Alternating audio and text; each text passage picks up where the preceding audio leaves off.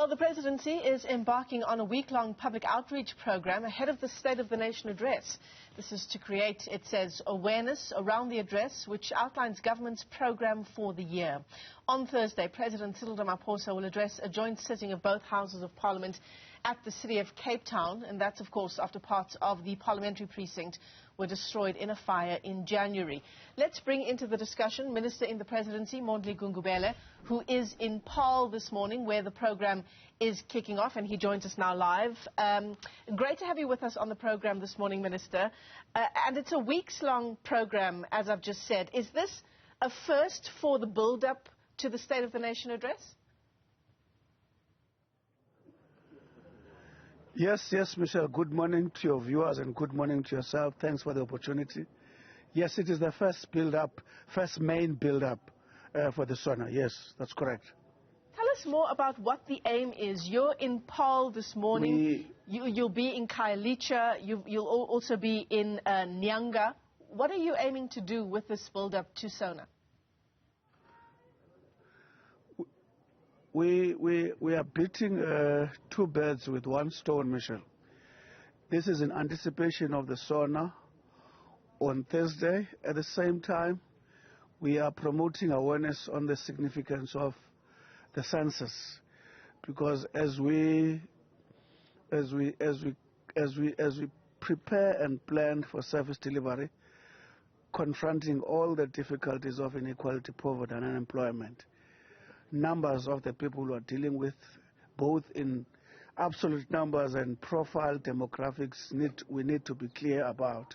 So we are encouraging people to assist us in ensuring that they avail themselves, they register, so that we have that sense. At the same time, we are going to be making people aware on the importance of listening what the President has to say.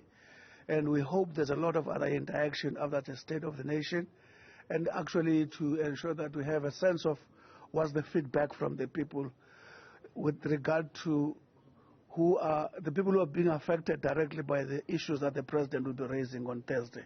Thanks, Michelle. Mr. Gungubele, given that, of course, it's going to be somewhat of a different State of the Nation address in terms of the venue this year, it's going to be held at Cape Town's City Hall. Historic in our country's history for many, many reasons.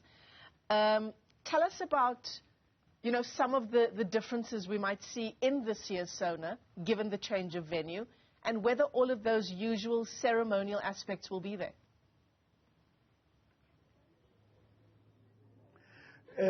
A lot is going to be different, Michelle. One, naturally the different physical location. Two, because of the COVID situation, the number of MPs who will be allowed inside, the drastic change in terms of those who accompany MPs, the guests, and so on. For instance, a number of people who would have been there will not be there. Your directors general, our spouses who usually accompany us.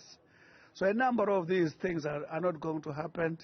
It is going to totally be a unique State of the Nation address, especially with regard to optics, Michelle. Historically, it's an incredibly important venue, isn't it? How does the President feel about 30-odd years later occupying that same spot that Madiba did so many years ago? Well, can you repeat your question, Michelle? I didn't hear. I'm talking about the history of that venue, the city of Cape Town's City Hall. It is, of course, so historic in our own country for many reasons. Yeah, for a number of reasons. The arrival when the President came out of prison, and a number of major political events which took place there. Announcement, UDF, historic pronouncements on how we're confronting apartheid, announcements of change with regard to where the new South Africa is going. A lot of things have happened there, Michelle. I want to throw forward, if I may, Mr. Gungubele, as we wrap up our interview, throw forward to what might be contained in the President's address. The Business Day this morning is leading with an important sort of projection on what the President might have to say. One of those is the issue of employment in certain sectors in our country. The Business Day reporting that the President may well announce certain sectors in our economy that are reserved for South Africans alone. Can you tell us more about that? We will be very careful, Michelle, to take the thunder from the President, but we can assure you that on employment, the President will speak on security, will speak on the structural reformation, we will speak, and we expect him to say something probably about the labor policy that deals with migration, but the details will be left with the President's speech.